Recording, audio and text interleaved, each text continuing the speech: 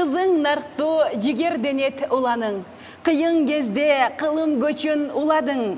Билимдүгө ак жол ачкан окуу жай. Куттуу болсун 80 жаштык курагың.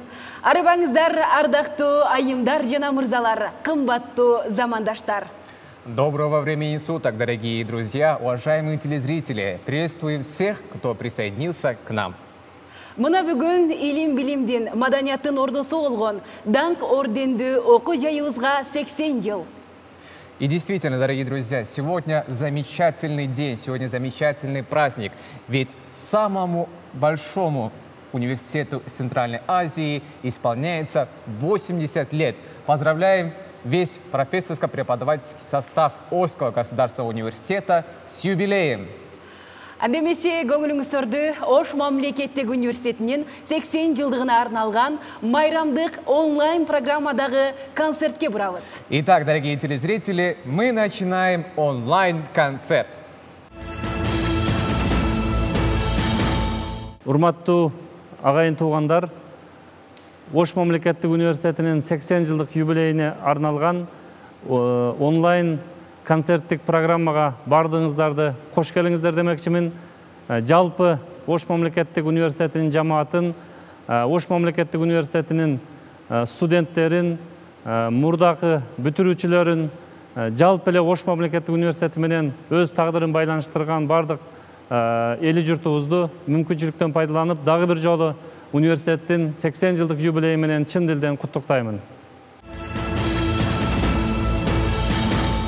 Андемесе биз концерттик программабызды баштайбыз. Алгач эле Ош мамлекеттик университетинин жалпы бүтүрүүчүлөрүн бул окуу жайга тагдырлаш болгон инсандарды Ордолу Ошко чакырык иретинде жазылган, сөзүн жазган Улукбек Омокеев,Оону Жолболду Алибаевка таандык. Ошко келип кеткиле оштуктарым.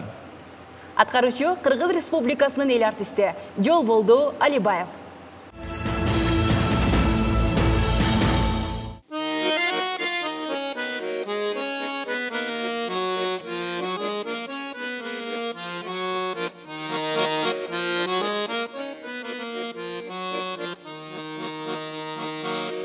Берекеси Ошумдун толуп, Сулайман тоак бура кошкут болуп, Ошко келип ар жактан окуйбуз деп, Ошту сүйүп калганбыз оштук болуп. Оштун далай керемет достуктаңын, ойноп күлүп жаштыктын коштук шаңын. Ошол өткөн күндөрдү эскерели да, Ошко келип кеткиле оштуктарым, оштуктарым, оштуктарым, оштуктарым. Ошол өткөн күндөрдү эскерели да, Ошко келип кеткиле оштуктарым.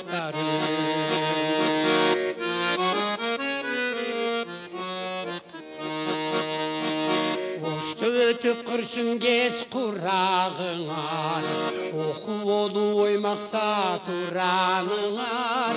Оштон сүйүп бакытта учуп кетип, Ошту ойлоп сагынган убагыңар.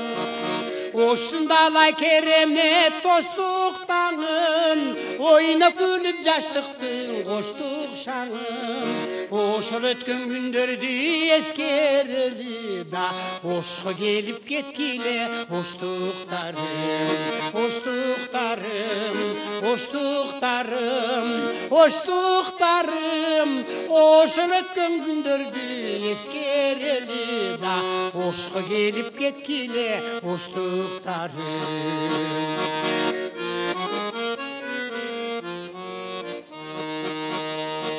Алатоодо эгемен куру болуп, аты чыгып аламга улуу болуп.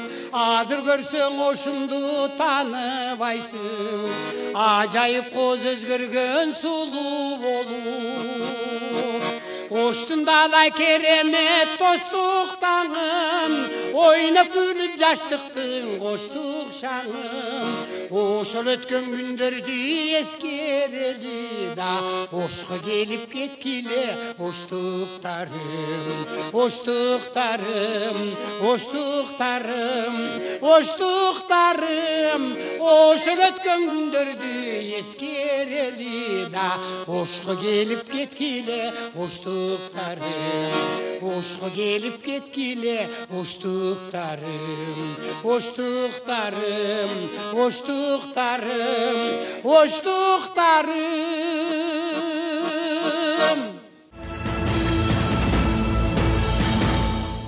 Ош мамлекеттик университетinin 80 жылдығын белгілеген жатабыз. 80 жылдық дегенде көп нәрсе. Бирок мына Кембридж университетине 700 жылға жақын түптелишине болуп атат. А бизде 80 жылдық. Бирок ошого да биз Кудайга рахмат айтышыбыз керек. Эми ушул 80 жылда Ош мамлекеттик университети Кыргызстан үчүн, Кыргызстан эли үчүн эмне жумуш кылып берди. Биз эң негизги нерсе ошол суроону алдыбызга коюбуз керек да. Мына Ош мамлекеттик университетинин мына биз азыр ушул имаратта турабыз. Ушул имаратты курууда мына биздин мурдагы Кыргызстан Борбордук комитетинин биринчи секретары Исхак Раздаков чоң салым кошкон экен. Ошол киши ушул жерди көрсөтүп, мына ушул жерге кургула деп айткан экен. Ошондуктан биз биринчи Исхак Раздаковго биз баш ийип, анын эмгегин баалашыбыз керек. Биздин университеттин даңкын чыгарышыбыз керек. Эң негизги нерсе биз жакшы иштешибиз керек. Чыныгы күжүрмөн Кыргызстанды сүйгөн жаштарды тарбиялашыбыз керек. Ошондуктан биздин университеттин 80 жылдыгы улана берсин, той улансын. Бирок баарыбыз эл үчүн, жер үчүн иш кылайлы. Ошму өзүңдөн бүтүн аалам нурданат, келер күнүм, келечегим сырдалат. Ошму сенден жалпы адамды жыргаткан, жаштыгыры, шаттыгыры ырдалат. Музыка. Сөзү Алыкул Осмонов, обону Мурат Осмоналиев. Аткаруучу Кыргыз Республикасынын еңбек сиңирген артисти Абди Кожомжаров.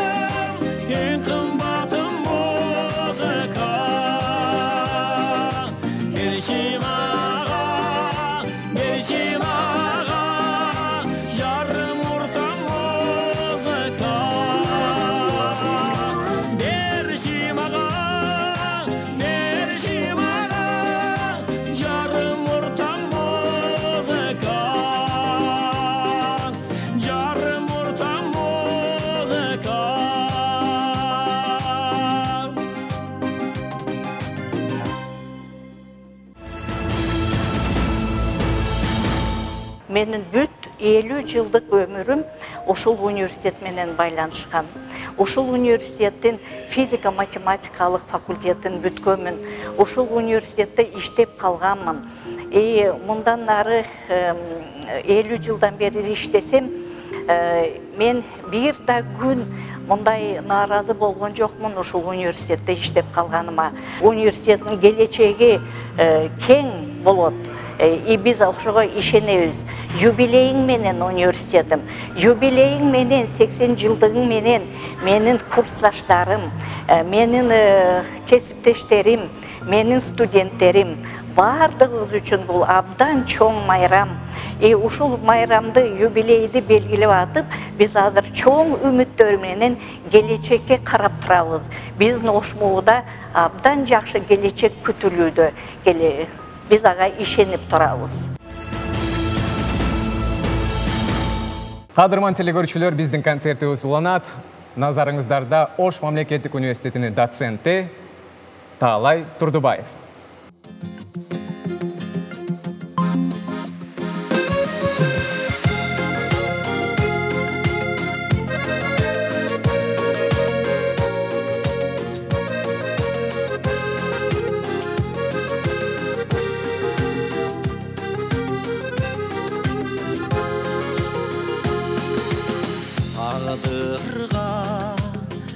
Razımın aşık kılgan sızlatı aksüden caşık kılgan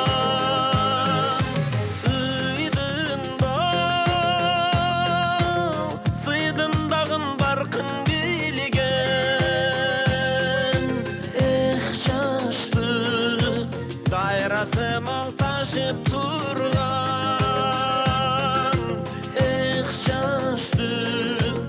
dairasım al taşıp durgan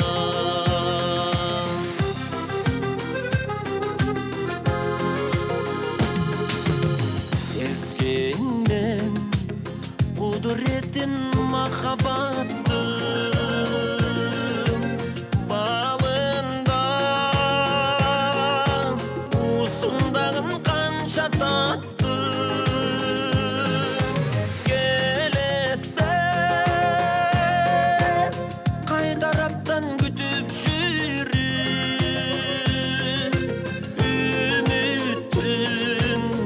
Jeteginde monga battın ümittün jeteginde monga battın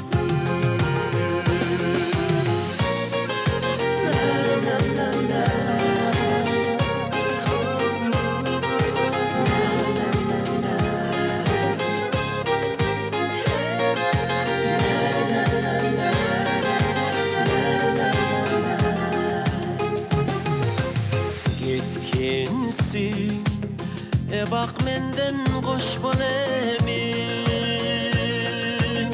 ümitim toktop oldu boş koy beni jolukpay yaşasak da bul yaşodo sezimder uşondoğu koştoyt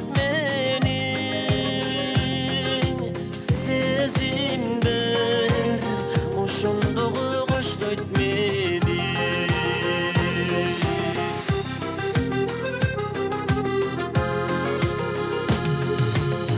öksürü bir de kayra taşıp gelen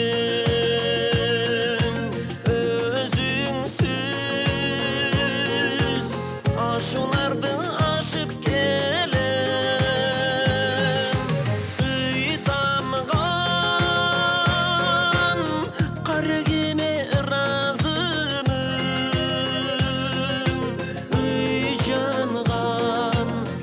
Yürek menen caşıp gelen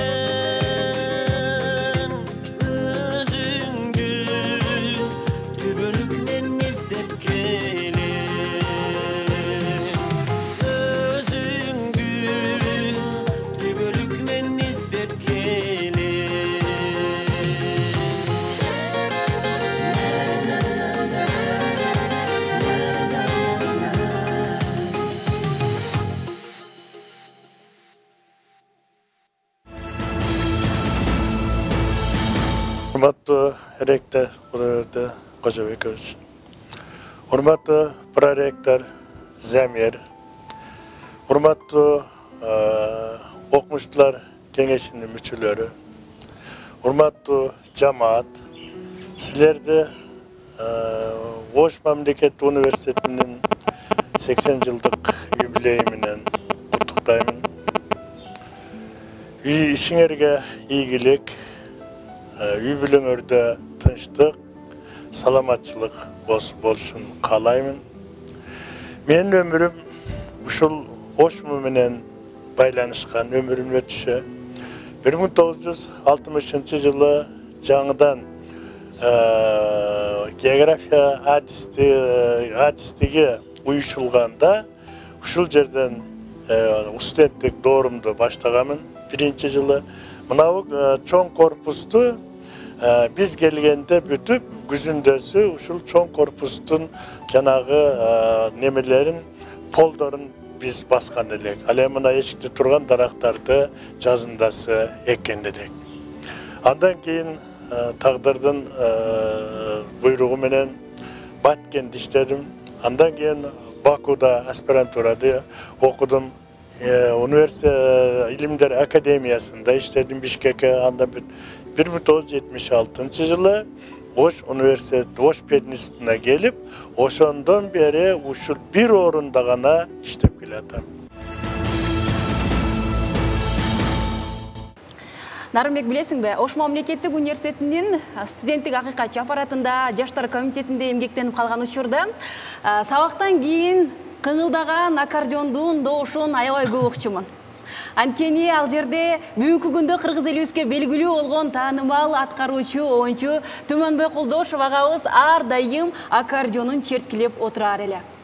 Албетте, Түмөнбөй Колдошовдун ар бир ыры бүгүнкү күндө көптөгөн аткаруучулар тарабынан ырдалып, жана кыргыз элибизге жар салынып келе жаткан кези. Ал эми акыркы эмгектеринин аталышы мени өзгөчө таң калтырды. Угайын, үндөбөйүн. Сөзү Элбирбек Иманалиевге таандык, ону Түмөнбөй Колдошов. Автордун аткаруусунда.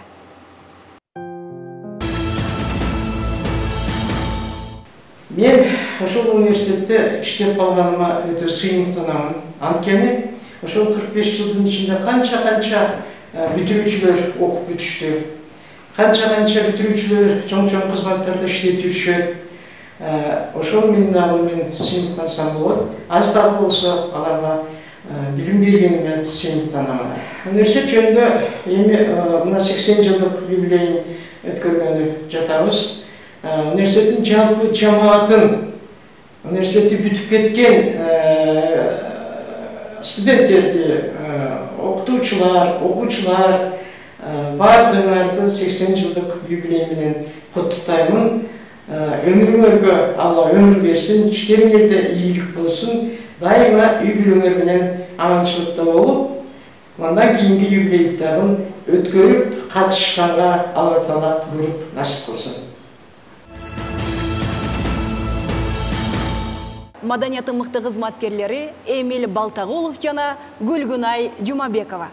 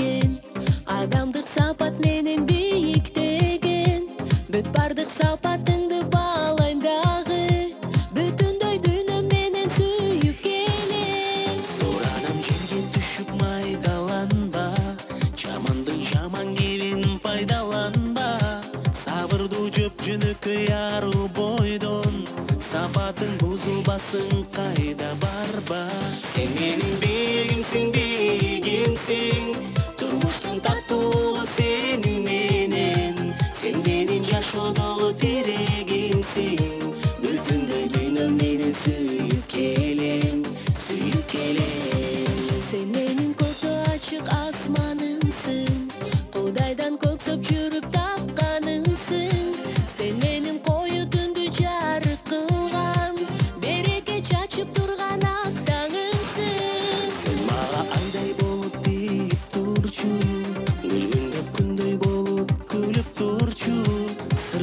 Сыр көрсөтүп койсоң мейли, ичиңден эркелетип сүйүп турчу. Сен менин бегимсиң, бегимсиң, турмуштун таттуулугу сенин менен. Сен менин жашоодогу тирегимсиң, бүтүндөй дүйнөм менен сүйүп келем, сүйүп келем.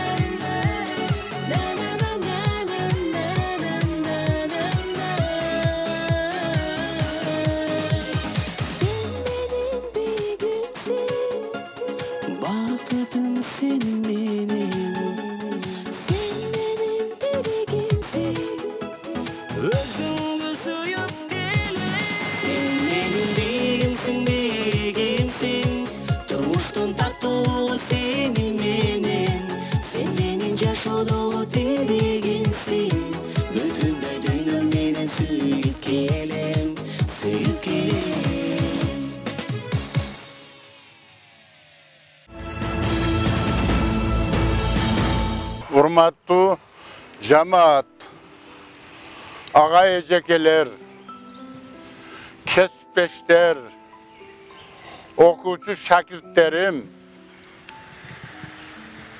mına adırkı şurada, bugün desem dele bolat,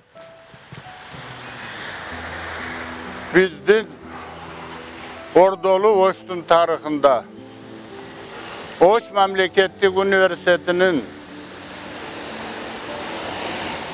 80 yıllık məreke toyu ötüp жатқан şurada sizlerdi çın yürekten Uşul Üniversitetimizin kulunu katarında, patriotu katarında çın yürekten kutluktayım.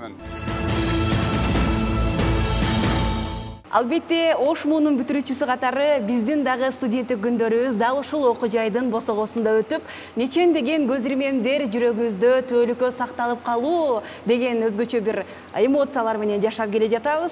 Өзгөчө Нарымбек, мына сен дагы Ошмо мамлекеттик университетинин бүтүрүүчүсүң, мен дагы Ошмунун бүтүрүүчүсү. Деги эле Ошмудан эмне таптың? Кандай мүмкүнчүлүктөр эшик ачылды? Албетте, дароо эле кире заматта өзгөчө жаңы имараттар, өзгөчө жаңы таанышуулар, жаңы курбулар, достор, жана дагы билесизби кесиптеш, бул албетте сүйүү.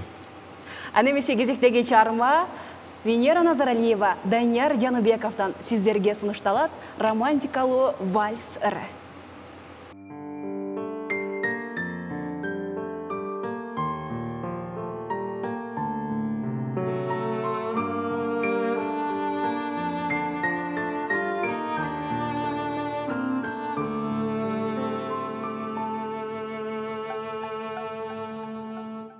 Talkalap barın büttü,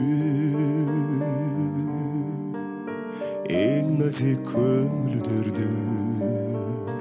Teke bir münözümü, ümittür gömülgöndü, ümittür gömülgöndü.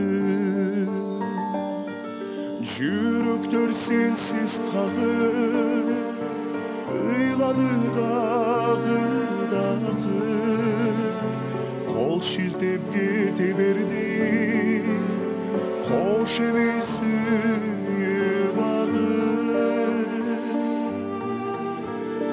koş emi suyup ağı.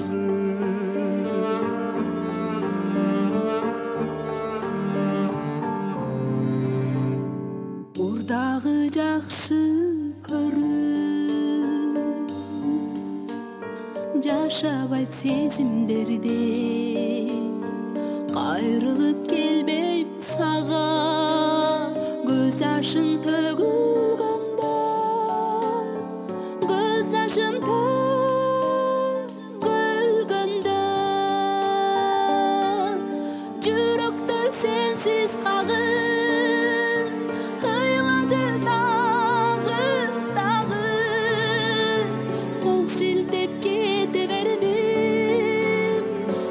Koş emesiyim ağım, koş emesiyim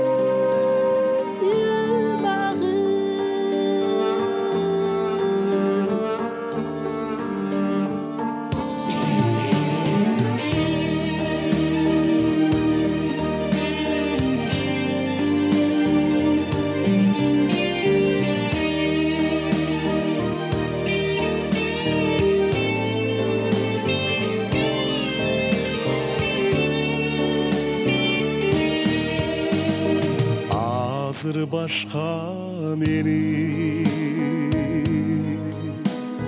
canımday suygun jarım Bölük koştoşamon men istep kaygırbağın men istep kaygırbağın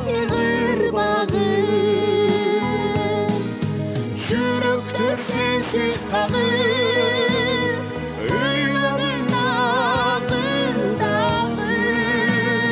Kol şildep kete berdin Kol şemesi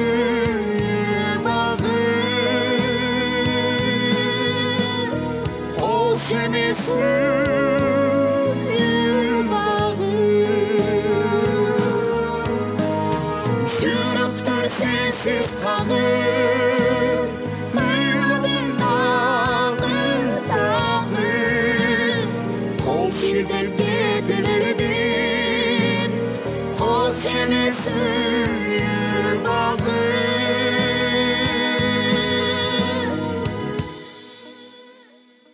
Şemesi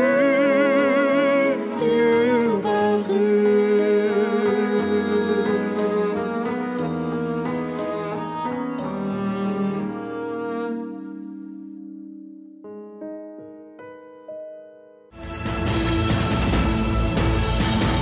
Ушул университетте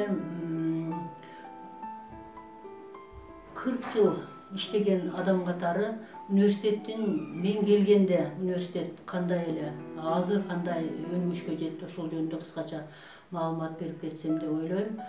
Куттуктоо менен эле катары. Мен 1980-жылы 9 февралда ал убакта ОШПИ эле педагогикалык институт болчу. Ошо педагогикалык институттун кыргыз адабияты, кыргыз филологиясы факультетиндеги кыргыз адабият кафедрасына лаборант болуп келдим да. Лаборант, анан паша совет болуп келгем. Ошо мезгилдерде, ошо 80-жылдары педагогикалык институтта 9 факультет бар болчу. Кыргыз филологиясы, орус филологиясы, инфак, тарых, физмат, педагогика, мусфак, геофак, биофак. Ошо 9 факультетте 7 илимдин доктору, 30-га жакын гана кандидаттар эмгектенчү да. Эмгектенчү. Анан ошолордун ичинен мисалы үчүн геофак менен биофакта педагог немелер доктордор көп эле. Матикеев агай, Каримова эжеке, Дилбар Тойчуевна, Бектемир Мырзыбраимович бар эле. Анан кийин философия кафедрасында 2 доктор бар болчу. Жанбеков агай менен Аттокуров агай. Анан тигил физматта Байшарапович бар эле. Башка докторлор жок эле. Анда ушул 9 факультетте биригип 30-га жакын кандидат иштейт эле. Ана мен кече ойлонуп көрүп, ушу биздин университеттин эволюциялык, тарыхый эволюциялык өнүгүшүнө көз салып көрсөм, мына ошол мезгилде мындан ал эми азыр ушу 40 жылдын ичинде ушунчалык өнүгүш болуптур да. Азыр мурда 9 факультет болсо, азыр 19. Анан ар бир факультетте өзүңөр билесиңер колледждер бар. Ошол эле мезгилде ушул университеттин өнүгүшүнө бизде аспирантура, магистратура бар. Ошо магистратурада 25 багыт боюнча магистратурада окушат экен да. Аспирантурада ошондой эле багытта окушат экен, ошондой эле багытта окушат экен. Анан салыштырып көрсөк, биздин дагы өнүккөнүбүзгө ушунчалык деңгээлге жеткенибизге мен 2 жылдын статистикасын айтайын. жылы 2018 жылы бізде 61 доктор бар екен. Анан 381 илимдин кандидаты бар екен да. Бары бірігіп, ошо 18 жылы 1503 мұғалім емгектенген екен. Ал эми быйылкы жылы ошол докторлордун саны сапаттык жагынан да 63-кө жетиптир. 63-кө жетиптир дагы, ал эми илимдин кандидаттары 423 болуптур. Мына bir ile жылдагы өнүгүш да, өнүгүш. Студенттик күндөр кандай гана керемет. Алгачкы таанышуулар, алгачкы достор, албетте алгачкы талантты элге тартуулоо. Мунун баарысы дал ошол кезден башталат экен. Албетте, эл алдына чыгып, ырдоону самаган таланттар дагы дал ушул окуу жайды бүтүрүп, бүгүнкү күндө окуу жай менен тагдырлаш болуп, эмгектенип келе жаткан биздин сыймыктуу окутуучуларыбыз да бар. Эл алдында келетир дагы. Сөз оonu Сүйдөм Төлөкова, аткаруучулар Жаңыл Атабаева, Нагима Куттубаева, Ханзада Каримова.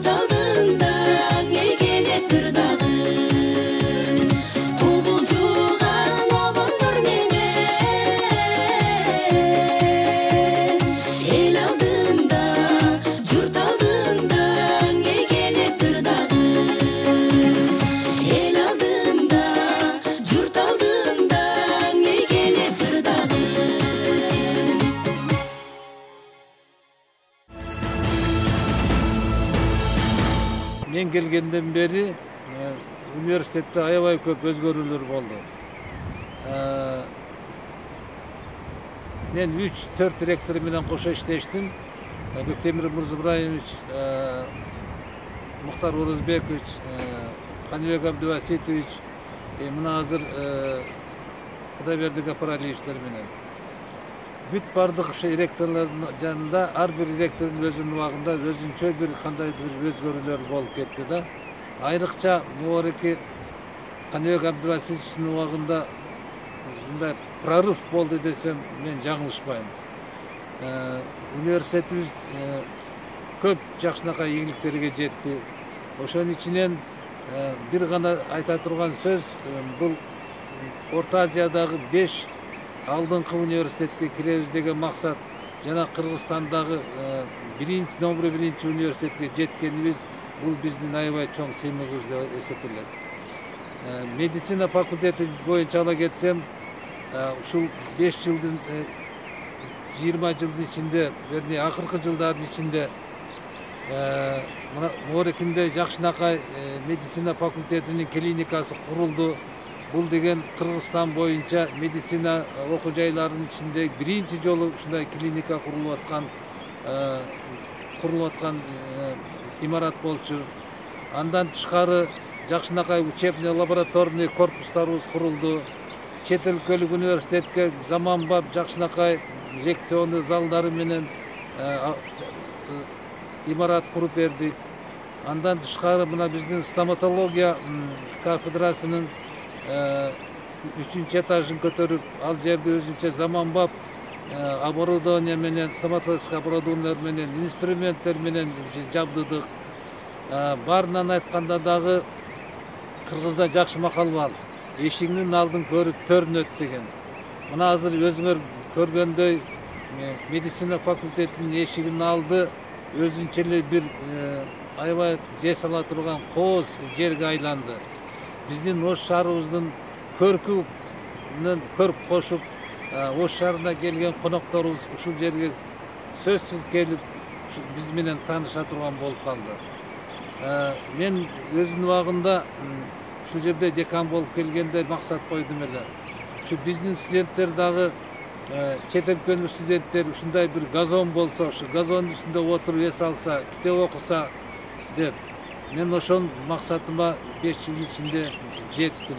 Мына азыр көрсөңөр, аябай жакшынакай газон, жакшынакай көрүнүш, жаратылыштын көркүнө дагы бир көрк кошуп тура турган ушундай жакшынакай өзүнчө бир аймакка айланды. 80 жылдык мааракеси менен чын жүрөктөн куттуктайм. Баарыңарга Кудайым тилегиңерди берсин. Эч качан өмүрүңөрдө кем болбогула. Каалаган ой, тилеген максатыңарга жетип, бактылуу инсандардан болушуңарды тилейм. Ошму сенден кемчилигим бүтөлүп, ошму сенден алга басам күчөнүп, таанып илим чексиздикке өсөт деп, тагдырымды тапшырганмын ишенип. Ар бир коштоштун артында жолугушу бар. Жолугушабыз. Сөзүн жазган Гүлшайыр Садыбакасова, оону Дилдара Ниязова, аткаруучу маданияттын мыкты кызматкери, сахна ажары Айжамал Кабылова.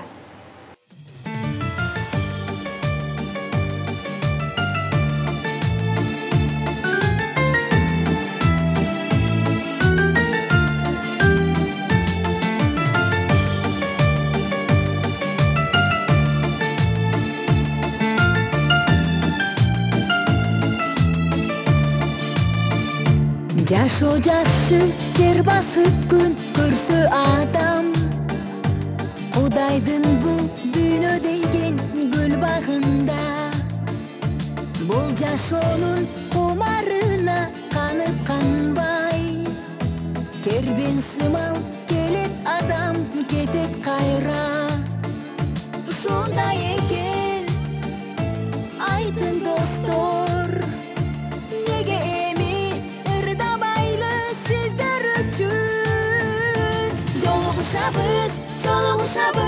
жолугушабыз, ширин арзу үмүттөргө чулганалы, кетер дүйнө көңүлдөрдү капалантпай, чын жүрөктөн сагынышып жолугалы.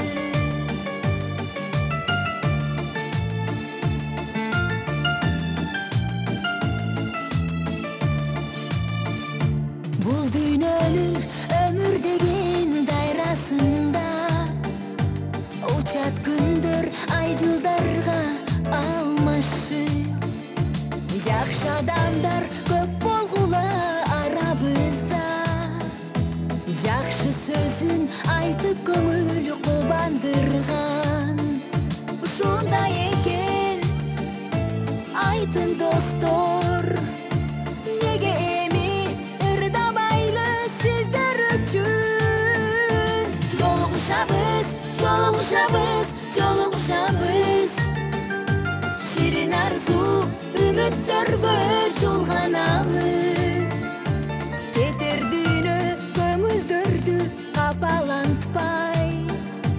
Чын жүрөктөн сагынышып жолугалы. Жолугушабыз, жолугушабыз, жолугушабыз. Ширин арзу үмүттөргө чулганалы. Кетер дүйнө көңүлдөрдү капалантпай. Чын жүрөктөн сагынышып жолугалы.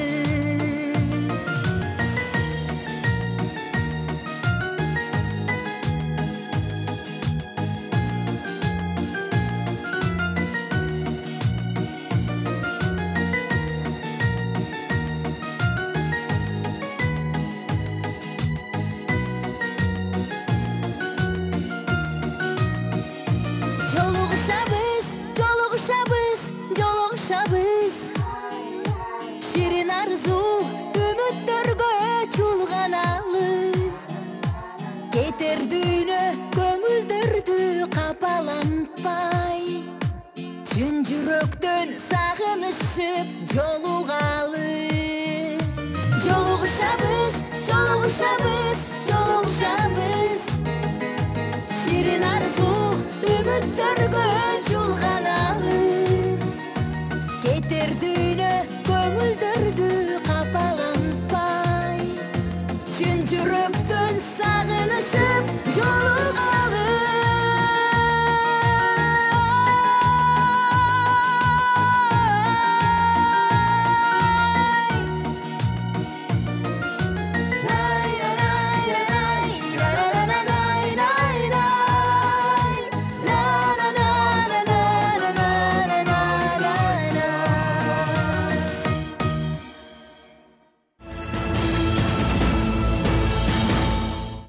Урматтуу Кудайберди Гапралевич, сизди жана сиздин башкарган жамаатты өзүмдүн атыман, 70-жылдык бүтүрүүчүлөрдүн атынан жылуу куттуктайм. 80 жылдык мараке менен.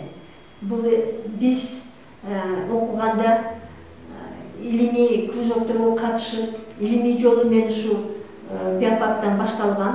Анан кийин жакшы бүтүп, аспирантурага жолдомо алып, аспирантураны 3 жылда жактап, кайта эле өзүмдүн ошмума келип, 3 жылдан бери 50 жыл болду иштегениме. Мен ушу ошмунун илимий иштерим ушу ошмудан башталган, илимий кружоктордон. Анан кийин балдар менен олимпиадаларга катышып, балдарга мурун всесоюзный олимпиадалар болот эле, канча студенттер илим алып, ушу жерде терең билим алып, азыр ар жерде жакшы ийгиликтүү иштеп жатышат. Мына 80 жылдык мараке бул өзүнчө бир кылым. Ошму ошол жылдары аябай иштеп, канчалай жакшы кадрлар келип иштеп, бизге жакшы сабактарды берип, биз ушул жерде тарбия алдык, билим алдык. Азыр болсо өзгөчө университет болгондон кийин өзгөчө биздин мугалимдерге аябай чоң жоопкерчилик болуп, ушу илимий багыттан биз студенттерди магистратура ачылгандан кийин биз ушу илимий жагына көбүрөөк билим аракет кылып, былтыр аккредитациядан өттүк. Жаштар жакшы азыр эле ушу илимге умтулгандар көп.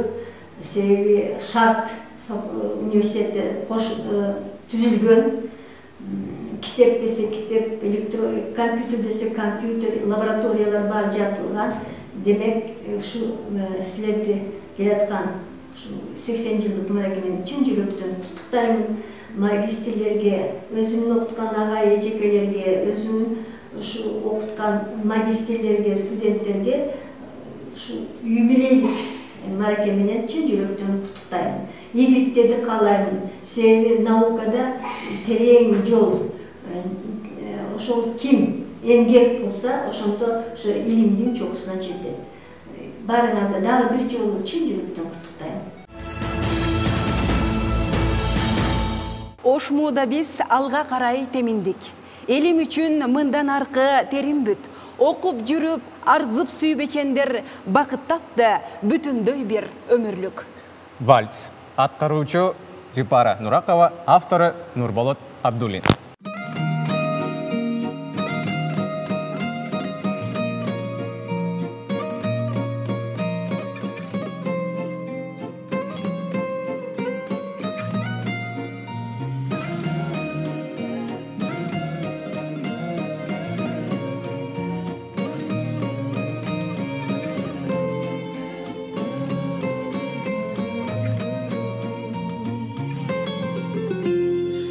Маңдай олтурдук бирге, бейиштей сезилип дүйнө, кол сунуп жылмая карап, келчи деп чакырдың биге, болсок да мурун соң алыс, болдук биз жакындан таныш, обонго ыргалып бирге, ортодо бийледик вальс.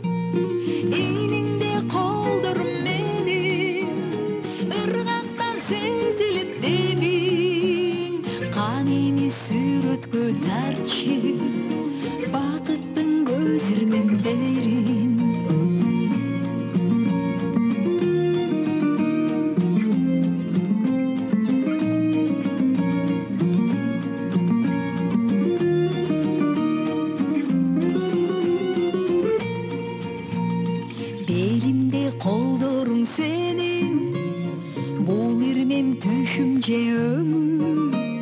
Muzika toxtobos eкен, коштолуп би менен сезим, күлгөнүң бакытка ороп, көздөрүң бакытка толот, жүзүмдөн көрүнүп сүйүм, жүрөгүм башкача согот. Элиңде колдорум менин, колуңда нап-назик белим, канеми фотого түшүр, бакыттын көзөрмемдерин.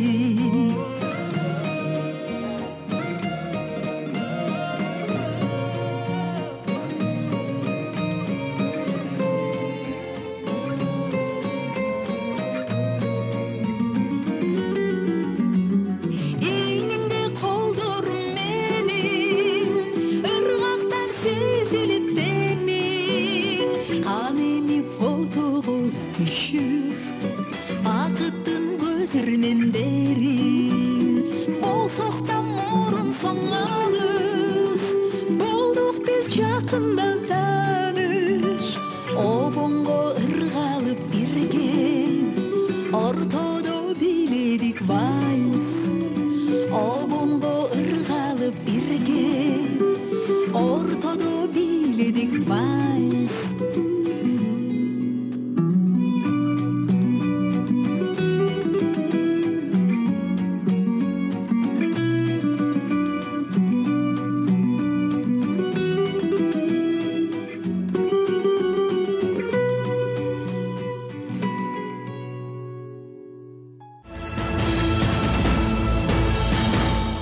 Мына быйылкы 2020 жылы мына биздин сүйүктүү Ош мамлекеттик университетибиздин мына 80 жылдык торколуу тоюн белгилеп отурабыз.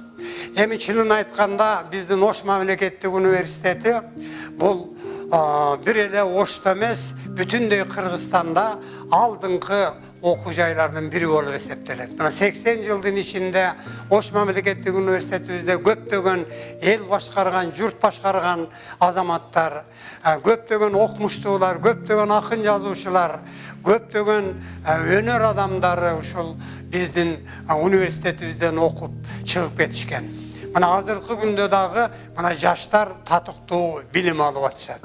Мына биздин Ош мамлекетибиз Ош шаарынын сыймыктарынын бири десек жаңылышпайбыз. Себеби Ошту көркүнө чыгарып турган Сулайман Тоо Ак Бура болсо, андан кийинки эле биздин ушул Ош мамлекеттик университетибиз болуп эсептелет. Эми бардык ушул Ош мамлекетин бүтүп кеткендерге, азыркы кезде ушул Ош мамлекетинде иштеп аткан ага эжекелерге, Ош мамлекеттик университетинде окуп жаткан студенттерге мына ушу торколуу 80 жылдык тою менен чын жүрөктөн куттуктайм. Ош мамлекеттик университетинин келечеги кең болсун. Кесиптеш, билесизби, өзгөчө суроо бар. Сиз ушул Ош мамлекеттик университетинен дегиле атагы чыккан таланттарды атап берсеңиз. Албетте, жогоруда концерттин башталышында эле эң алды Кыргыз Республикасынын эл артисти болгон Жолболду Алибаев, Кыргыз Республикасынын эмгек сиңирген артисти Абди Кожомжаров, мындан сырткары нечендеген таланттар. Мына өзүбүздүн эле калың элдин катмарына сиңип жүрөктөрүнө жеткен, оонду кайрыктар менен ырдалып келе жаткан Түмөмө Кулдошов агабыздын чыгармачылыгын, андан сырткары Эмил Балтагулов, жана ошондой эле Кыргыз эстрадасында өзгөчө бир бурулуш жасаган жаш таланттардын катарында дал ушул Ош муунун сыймыктуу бүтүрүүчүсү Темир Назаров да бар.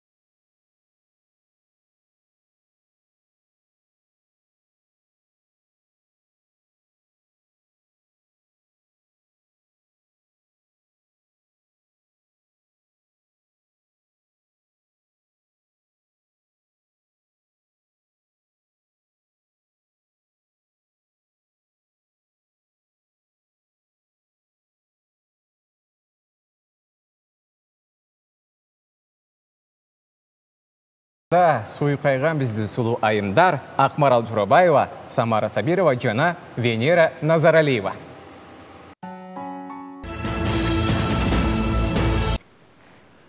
Урматтуу kollegalar, studentler, okutuvchilar, bizden üniversitetimizden şunçalık 80 yıllık marakesi adamdın ömür bayanı siyahtıyla abdan orçunduğu mezgillerge olgan köptögen min degen kadrlardı tarbiyalap mekenimizge özgüçe bilim beru bağıtına başka taraftarga jiberdi. Men hem hazır barımızda uşul mayramımız bilen kutluklarım gelet çin yürekten süyüktü üniversitetimizge kalmam hem ne bu?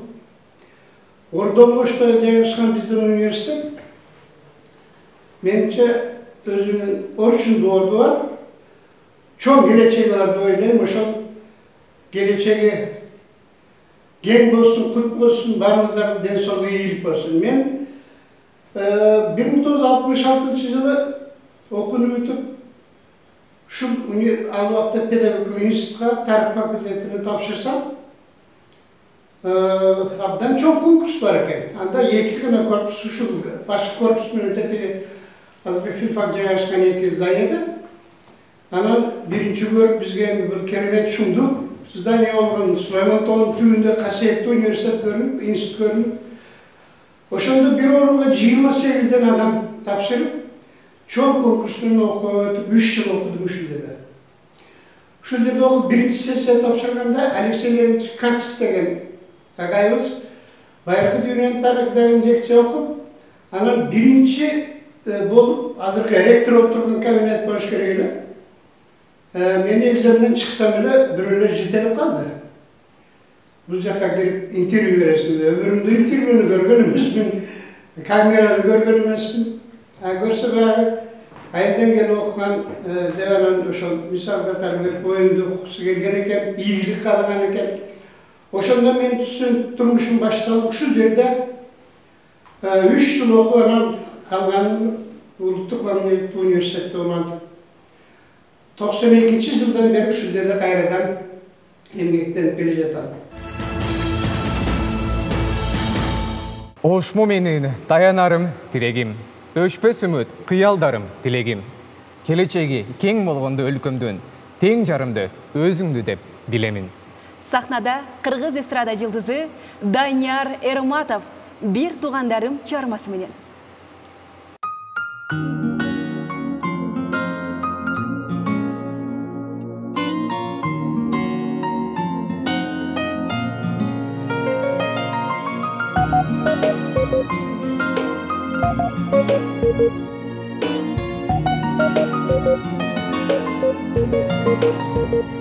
Bala çaqtan birge bolup dayım ötkürdük biz жашоо багын кайгы толсо да майрам болсо да ынтымакта жүрүшөт дайым бир атадан тарбияны алып бир эненин ак сүтүн эмип бой жетик кол менин жакындарым силерди мен күнгө теңеймин бир туугандарым менин жандарым колдоп жүрүшөт мени дайым бир туугандарым менин жандарым силер сиңер бакыт талайым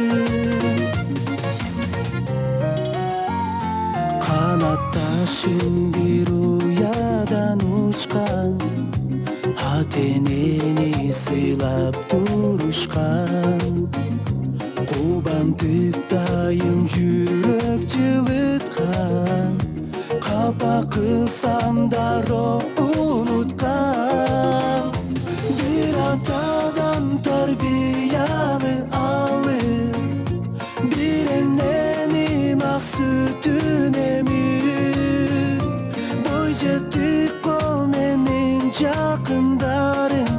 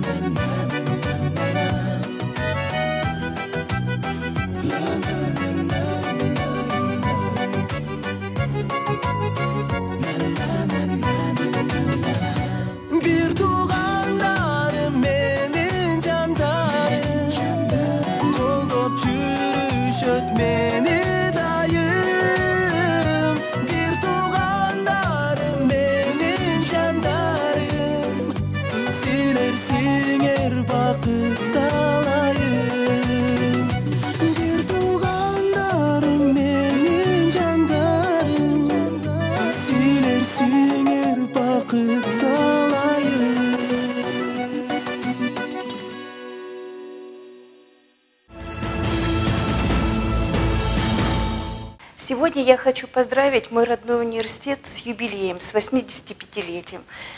Хочу поздравить весь коллектив, руководство, преподавательский состав, всех сотрудников.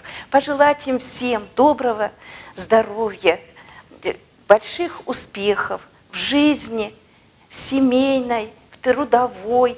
Вся моя трудовая жизнь прошла в моем родном университете. Здесь я работаю уже 49 лет. За 49 лет в нашем университете прошли большие изменения. Построено много новых учебных корпусов, общежитий, кампусы.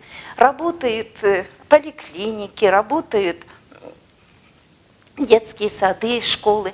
Все это достигнуто благодаря усилиям нашего руководства, благодаря усилиям наших сотрудников. Я еще просто от души всех поздравляю и желаю нашему родному университету процветания.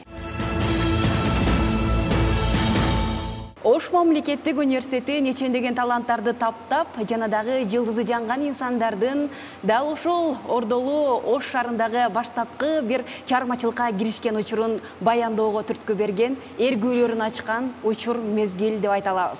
Алардын катарында бүгүнкү күндө кыргыз элибизге актриса катары жана ырчы катары таанымал болгон Надира Сарыкова жекебиз бар.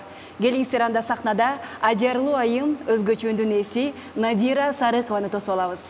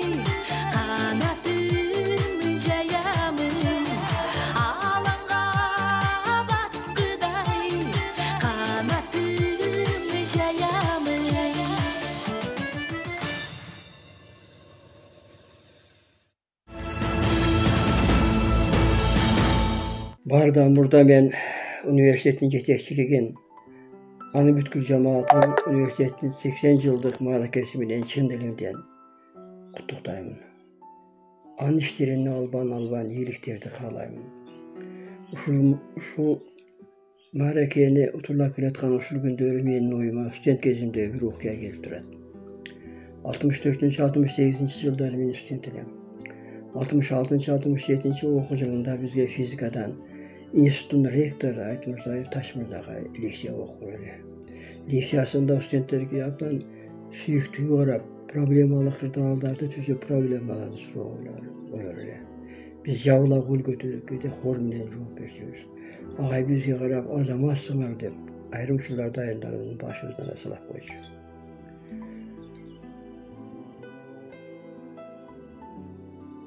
Kışkı semestrdeki egzamin, ağayın egzamini belirlegen günü bulmaya kaldı. Moskva'da gel. Moskva'dan gelip 2 günde egzamin başlandı. Egzamin verip benim biletlarımda sen egerde Moskva'ya okutursan, Emgu'ya barıp gayrı 3. kursda okuysun bu mesulleşip geldim dep kaldı. Ben okuyumun baramı dedim, ağay makul dedim. Okucular yata kula mezgilde dekanattan gelip ağa işte sen rektor çakırıp atat dep girdim. Girsem aytdı, ağay aytdı. Kadınlar bölümünde senin dokumentlerinde Emgu'ya jönötüğü için dayardığıla desem seni Xitay Respublikası'nın grajdanı dep aytdı o. Aytdı sen aların grajdanı oluyorsun dep kaldı. Ben düşünürdüm. Ağay keyiş tütürdü. Emi sen kotur olmaya kaldın da dep aytıp kaldı. 68 yılı men institutü adam. Bütün vakit mezgilde dekanattan gelip de işte seni Aytmurzayev sorap atat. Telefon çalsın dep telefonum ver işte. Telefon çalsam sen diplomun olarың menen Frunzege gel. Frunze Politexnika institutunda işleysin dedi. Men bardım. Ağay Politexnika institutun okuşturucu prorektör eken. Meni terörlük mekanika kafidrasına okutuculuk hizmeti kabul aldı. Uşantip işlep kaldı. Xitay grajdanı bulunduğum için Aljerden de getiripe toora geldi. 28 gün işlegen eken. Bu faktını aytımene men şurunda institutda kanday gana asıl kişinin, kanday gana ulu pedagogtun işlep ketendigin belirlep ketmekçimin. Ağaydımın mağa oğumunday mamilesi men daima çıkarmaç men işlöөгө dem berip turat. Dem berip turat. Avtolu toftolu menen birgelikte fizika negizleri attı kitapçı yazıp 2012 basmadan çıkardık. Avtorluğun makıllığı menen men al kitapçı Aytmurzayev Taşmırdaga ayarlagam. Üniversitetin ahırkı yıllardağı, bugün günde yetekçiligi dağı kitap yazı vaxtında men işime mal aldık da material yerden koşup duruşan. Şunda yağımdı kırdal mezgilinde men fizika boyunca 13-11 klasları okuşları için kitapta varyatifte kitapların yazıp fizika boyunca masirleri seçiyorlardan jinakların tüzüp Ministerden girip meden basman çıkarıp oku pratikasından sonuç kaldım. Men 80 yıllık tarihi var üniversitede işlep kalganıma abdan razımım. Uluguzlarım üniversitetin her türlü adisleri boyunca tutuşup öz keşifleri boyunca işlep atacak. Bir kızım Papiyeva Tolkun üniversitetin Algebra Geometri Kafedrası'nın başçısı oluyor işte öyle. Men üniversitetin bugünkü günde gelecekte işleri göründü. Perspektif olup planları jönündeki varım var. Alardı tatıqtı atkarıp elge yaxşı hizmet kılat degen işenin demin. O da umat versin dep dileymin. Göz tiybesin dep atağlam.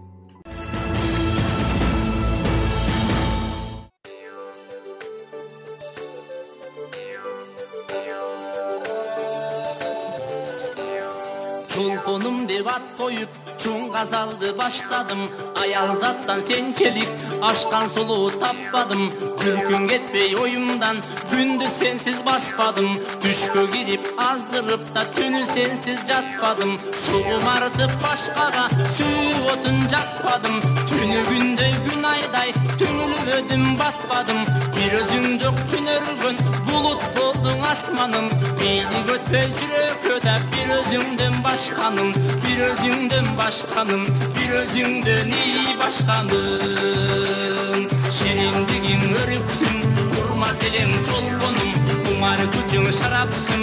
Турна селең чолпоным, қойышың құштардың, турна селең чолпоным, жашта болсаң жүректің, турда селең чолпоным, құшағында балықтай, туйла селең чолпоным, өзгелерден артыққа, сыйла селең чолпоным, күнде бір мал көрбөсөң, ыйла селең чолпоным, дайым бірге болсоқ деп та қыйна селең чолпоным, ыйла селең чолпоным, ыйла селең ий чолпоным.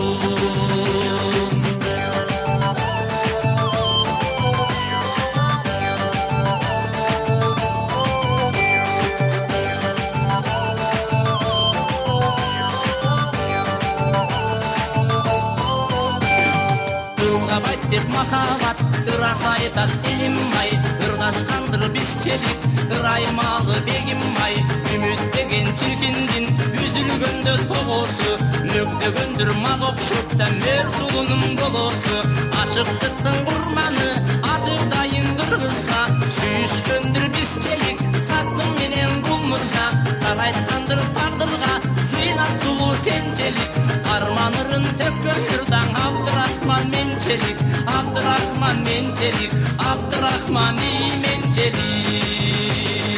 Орлы толбой ұзаның, ой бұлғыл деп жүргөндір, оғынбайдың атайы, ода менче сүйгөндір, дава таппай жүрегі, данышман деп жүргөндір, тарты күшті мұсарқыдан дали менче сүйгөндір, түргөндірің жібек чат, түшкө кирип жүргөндір, жұма мүдін авабыз, жетсе менче сүйгөндір, ашып болып жет албай, алмашым деп жүргөндір, ашып кетсе ырыспайда ада менче күйгөндір, ада менче сүйгөндір, ада менче сүйгөндір.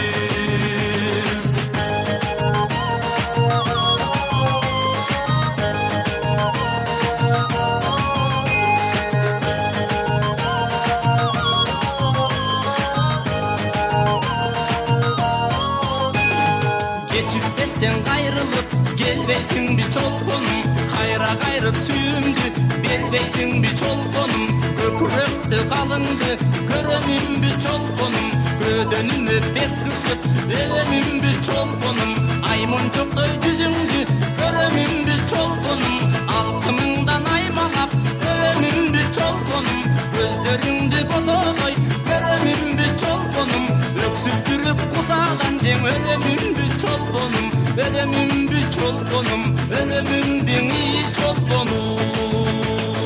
Çoluğuz çuvargacan, жерден күтөм çolponum, бетегеси буралган, белден күтөm çolponum, жаздын күнү жолукчу, жайдан күтөm çolponum, агын суусу шарактан, сайдан күтөm çolponum, күздүн күнү жолукчу, түздөн күтөm çolponum, кыштын күнү жолукчу, үйдөн күтөm çolponum, баягыдай дагы эле жолдон күтөm çolponum, батыш чыгыш оң менен да солдон күтөm çolponum, күтө берем çolponum, күтүп жүрөм çolponum, күтө берем çolponum.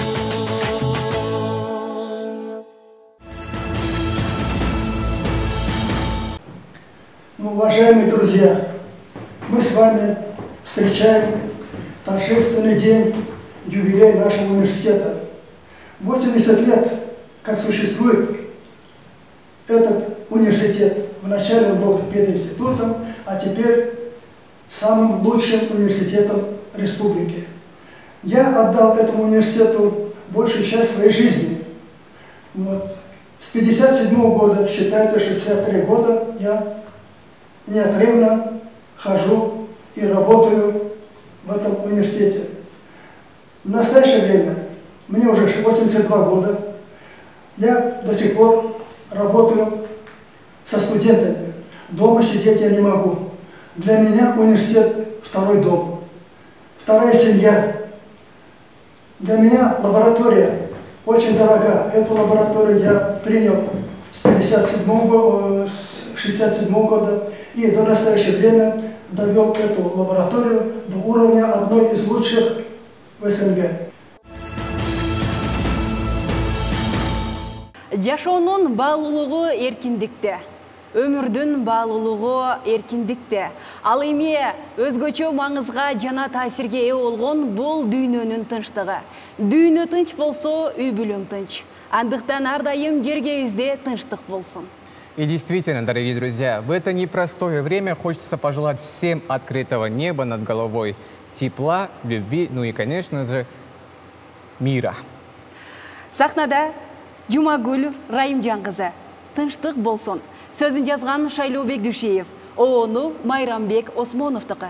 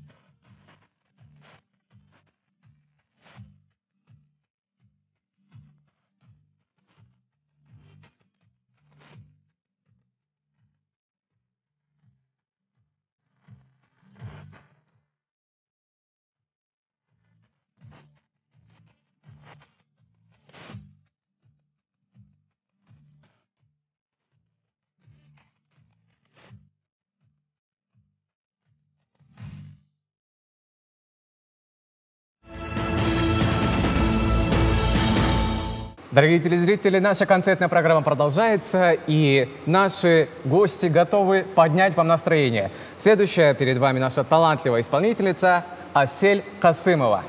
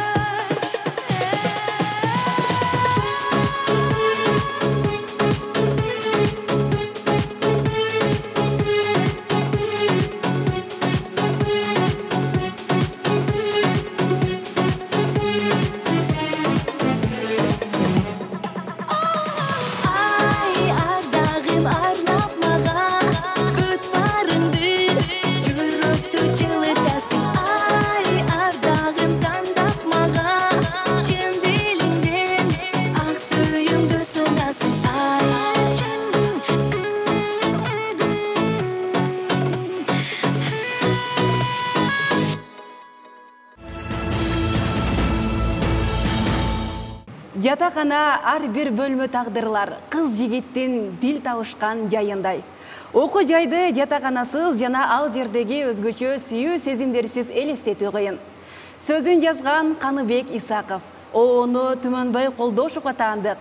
Догдурбек Акималиевдин аткаруусунда студенттик күндөр ай деген чыгарманы сиздерге сунуштайбыз.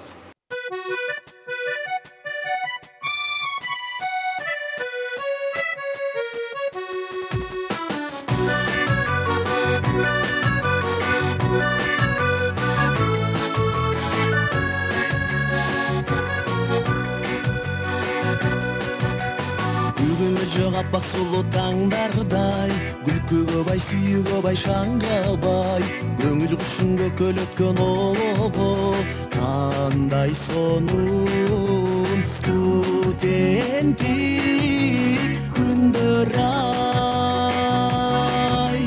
Билимге ширелген бактылуу көзүрмен, студенттик күндөрдү жар салам ыр менен. Сүйүүгө ширелген армансыз көзүрмен, студенттик күндөрдү даңтаймын ыр менен. Жатакана ар бир бөлмө тагдырлар, кыз жигиттин дил табышкан жайындай, ару тилек максаттарга чуулганган өтүп барат студенттик күндөр ай. Билимге ширелген бактылуу көзүрмен, студенттик күндөрдү жар салам ыр менен. Сүйүүгө ширелген армансыз көзүрмен, студенттик күндөрдү даңтаймын ыр менен.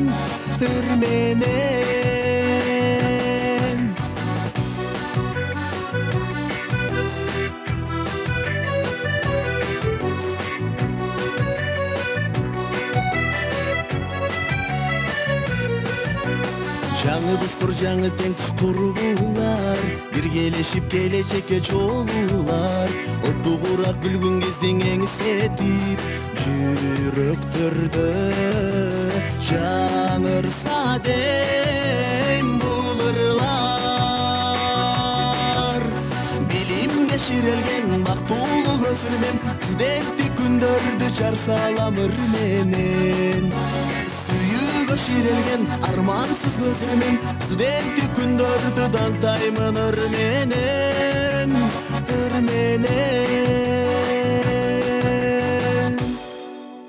Шарактаган шаттуу күндөр, таңды тоскон таттуу түндөр, студенттик алтын кезим, жаңа ачылган жашыл гүлдөр.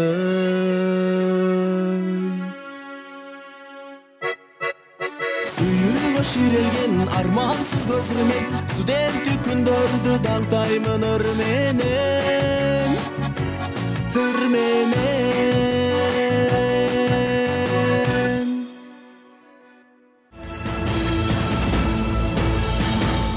Ардактуу телекөрүүчүлөр, урматтуу замандаштар, сиздер Ош мамлекеттик университетинин 80 жылдыгына карата өткөрүлүп жаткан майрамдык онлайн концертке күбө болуп жатасыздар. Сахнада маданияттын мыкты кызматкери Акмарал Жоробаева.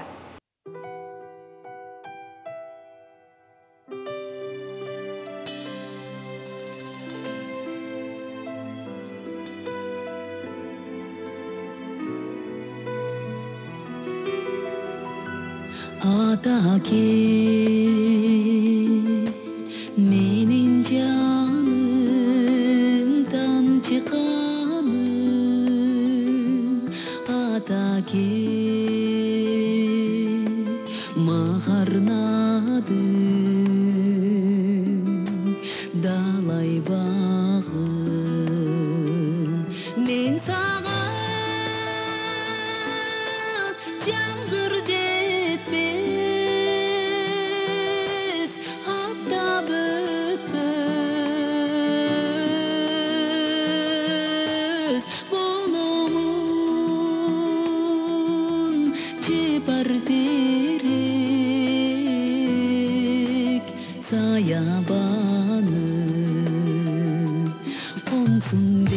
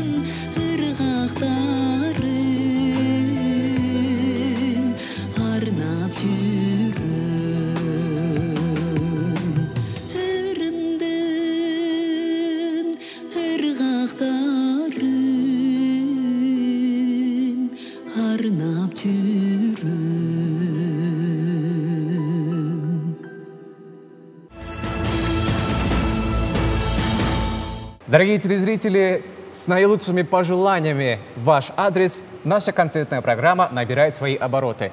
А я напоминаю, что сегодня концерт в честь 80-летия Орского государственного университета. И перед вами выступает наша следующая талантливая исполнительница Самара Сабирова.